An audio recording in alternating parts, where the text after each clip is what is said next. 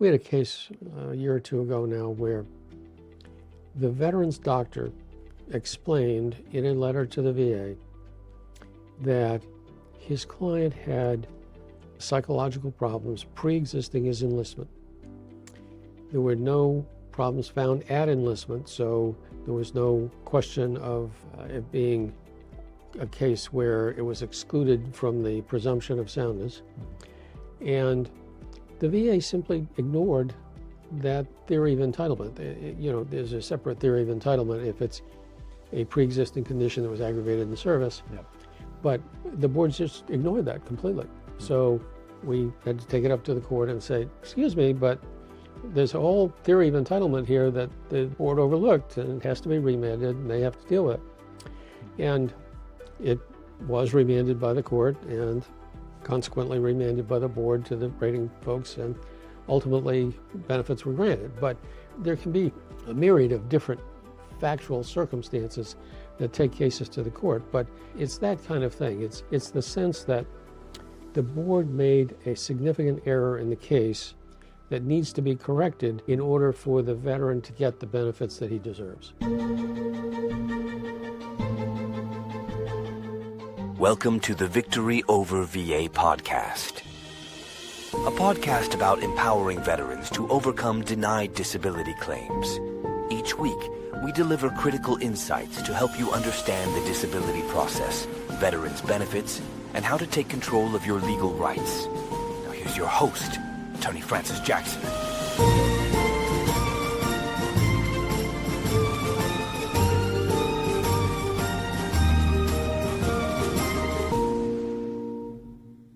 Welcome to Victory Over VA, your guide to unlocking your veterans' disability benefits. If you're a veteran applying for benefits, be sure to subscribe for the latest developments in VA disability. So, this is our podcast.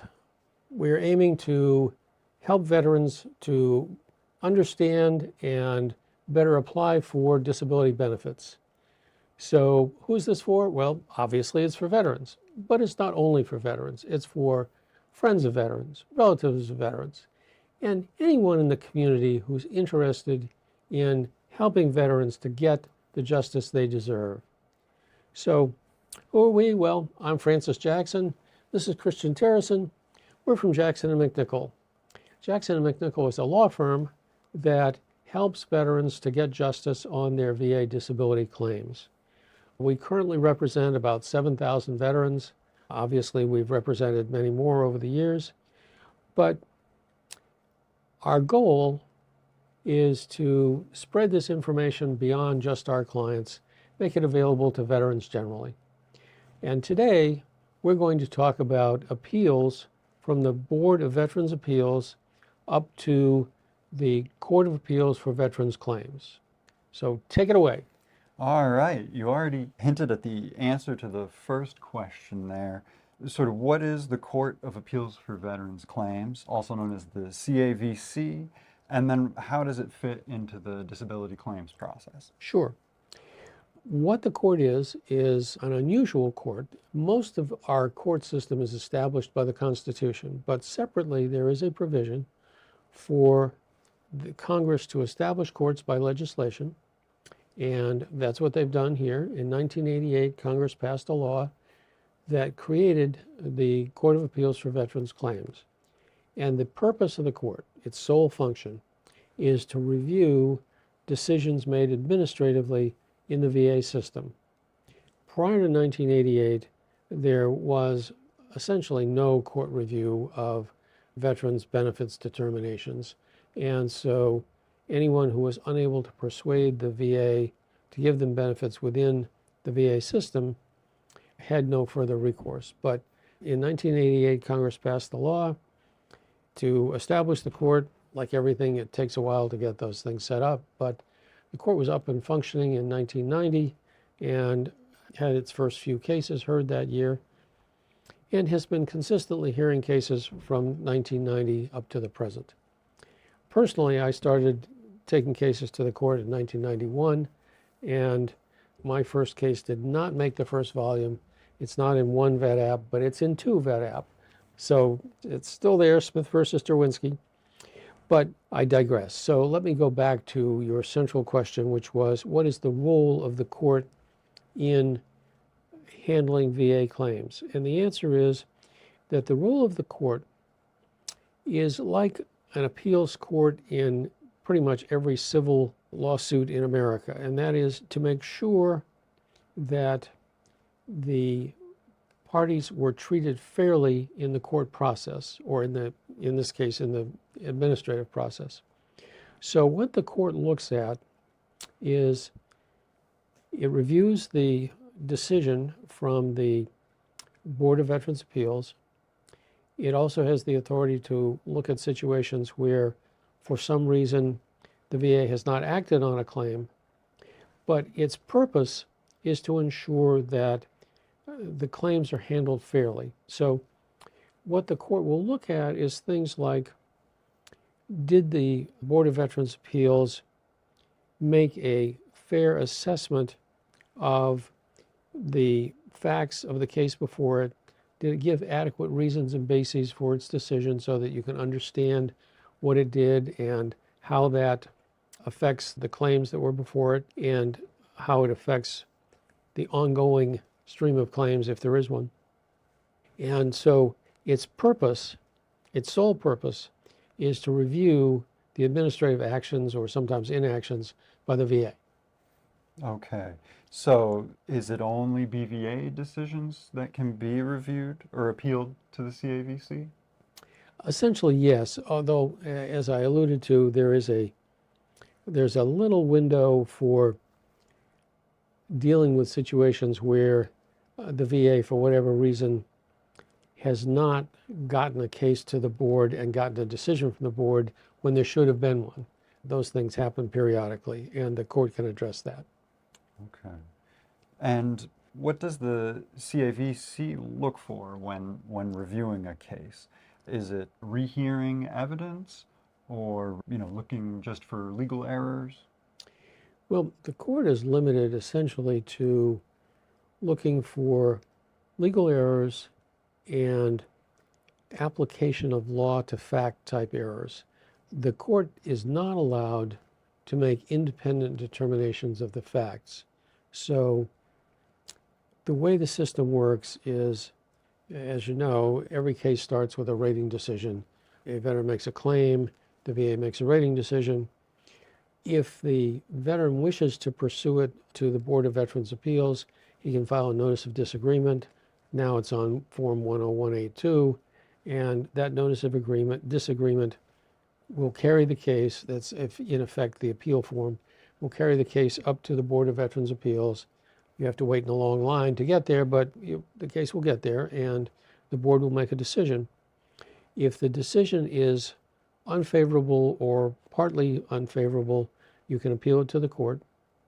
What you can't appeal to the court, and this is of some importance to some folks, you cannot appeal a case where the board remands the case back to the regional office. So say the regional office rejects the claims, goes up to the board. The board says, well, regional office, we don't think you did this right. We're going to send it back and we want you to do it over. A lot of people get frustrated because that involves more time. They haven't gotten a final decision on their claims. And they think, well, I should be able to go to the court and just get this resolved. Unfortunately, it doesn't work that way. If there is a remand, the court will say that the case is not final, is not a final decision, and you can't take it to the court. If you do take it to the court, all they will do is dismiss it for lack of jurisdiction because there's no final decision. Mm-hmm. So it's not the final arbiter in cases that some folks, I think it should be, but it is the final arbiter in the sense that there is no other alternative but to go to the court if you're not happy with what the board did, unless you want to file a supplemental claim. Those are really your only alternatives. So what are the most common reasons a veteran might choose to appeal a case to the CAVC? Well, the most common ones really are legal error. If the board does something that is clearly improper, then the court can straighten it out. And sometimes there's a legal issue that the veteran needs to get resolved, hopefully in his favor or her favor, so that when the case goes back down to the rating folks, they'll apply the right standards. That is one of the major reasons to take a case to the court when the VA has kind of come at it in a legally incorrect way.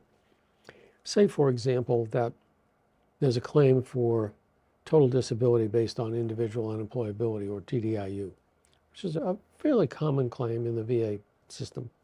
For some reason, the board fairly often seems to make the mistake of saying that it won't consider TDIU when the claims presented to it are claims for service connection as opposed to claims for an increased rating.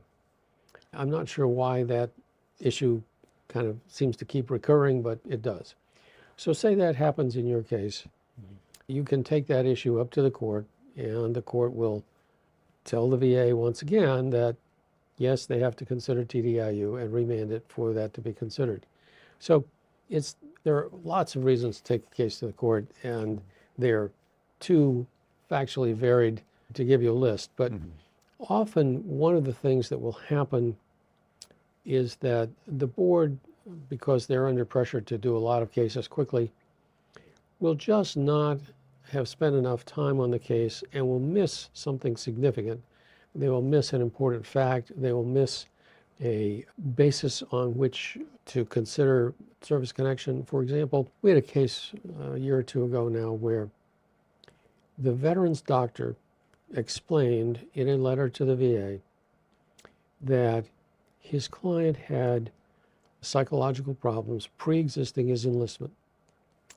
There were no problems found at enlistment, so there was no question of it being a case where it was excluded from the presumption of soundness. And the VA simply ignored that theory of entitlement. There's a separate theory of entitlement if it's a pre-existing condition that was aggravated in service. Yep. But the board just ignored that completely. So we had to take it up to the court and say, excuse me, but there's a whole theory of entitlement here that the board overlooked, and it has to be remanded, and they have to deal with it. And it was remanded by the court, and consequently remanded by the board to the rating folks, and ultimately benefits were granted. But there can be a myriad of different factual circumstances that take cases to the court, but it's that kind of thing. It's the sense that the board made a significant error in the case that needs to be corrected in order for the veteran to get the benefits that he deserves. Gotcha. And then I know the VA loves its deadlines. What deadlines should veterans keep in mind if they want to appeal something to the CAVC? Well, they should start by looking at the date on the decision from the Board of Veterans' Appeals, and they have 120 days. That's not necessarily 4 months, but 120 calendar days from the date on the face of the decision. There are a couple little exceptions to that. If the 120th day falls on a holiday or a Saturday or Sunday, the time is automatically extended to the next business day, that sort of thing. But generally speaking, the notice has to be at the court within 120 days. Again, as I said, there are a couple little exceptions. There is a postmark rule, so if you mail it in and it's postmarked within the 120 days, assuming the postmark is legible and the court can read it, they will treat that as valid. There's also a special rule where if you are within 150 days, 30 days beyond the 120 days, the court can look at that in a little more lenient way and see if there are special circumstances that would justify being a few days late. But generally speaking, the 120 days is critical, and you want to make sure that whether you fax your notice of appeal or you mail it or you do it electronically online to the court, it gets there within 120 days. And you hold on to some type of evidence that you sent it. Absolutely. Certified mail receipt if you use the post office, the delivery receipt from UPS or FedEx, a copy of the fax receipt, whatever it is, you hold right on to that. Oh, yes. What are some of the risks or downsides for appealing up to the CAVC? Well, probably the biggest downside is time. By the time you go through the process of getting the case decided at the court, you've spent a fair amount of time. Typically, it'll go something like this. The notice of appeal gets filed. The court will issue a notice to the BVA to submit a copy of the BVA decision to the court so they can check to make sure they have jurisdiction, and that'll take about 30 days. Once that's done, then you have the whole Rule 33 process, which, well, actually, let me back up. There's an administrative step in between. You have to send in the consent form, and the board has to have their staff issue a copy of what's called the RBA, the record before the agency, which just means the file as it existed when the board looked at the case. But once you get past those steps, then there's a Rule 33 conference process at the court. And the purpose of that process is for the parties, the veteran, either with or without an attorney, and an attorney for the VA, to look at the case and see if perhaps they can agree on a resolution, which is kind of short-circuiting the rest of the appeal process. So every case gets reviewed by an attorney from the court, from the central legal staff, who holds a conference with the veteran or his or her attorney and an attorney who represents the Secretary of the VA. And they'll look at the veteran's memo about what the issues are, and the attorney for the VA will review that, make a recommendation to their deputy, and then bring that recommendation to the conference. And in a lot of cases, the error that the board made will be obvious enough that when a skilled attorney from the VA is looking at it, they will acknowledge that there was an error and that it's necessary to remand the case. Now, the importance of that is it saves at least 6 months, typically, sometimes a lot longer, because if the case is not resolved at the Rule 33 conference, then there'll be a month for the veteran or his attorney to submit a brief. That month sometimes has to be extended. There'll be another period for the secretary to file a responsive brief. Sometimes that gets extended. There'll be a period of time for the veteran to file a reply brief if he or she wishes to do so. Again, that may be extended. The case will then be assigned to one of the judges to be handled in their chambers. Currently, there are not enough judges, so they have some retired judges that are actually helping out, which gets them a few extra bodies, as it were, to try to push these cases through a little more quickly. But it'll be assigned to some judges' chambers. Once it goes to chambers, the most common resolution will be that a single judge decision, a memorandum decision as it's called, or MEMDEC, will be issued. And those can issue really as quickly as 30 days or sometimes a lot longer if there's a complicated issue at stake. But what can take things even longer is if there is a complex issue, the judge that has it in chambers may ask for a panel of the court to look at it, or even the entire court assembled, and they call that a hearing en banc. But those obviously take longer because you've got to schedule everybody and you set it up for oral argument in front of the panel and so on. If it doesn't, if it just gets a memorandum decision, then the veteran has the option within 21 days of asking for a review by a panel or a review by the entire court. Those are relatively rare, but they do happen. And again, if panel review is granted, it's going to extend the time for the case to be decided quite significantly, usually another 6 months at least. Yeah. So if it gets past the Rule 33 conference, which is kind of the only quick way out at the court, then It's typically going to take at least from beginning to end a calendar year, and maybe more if we get into panels or en banc. Okay.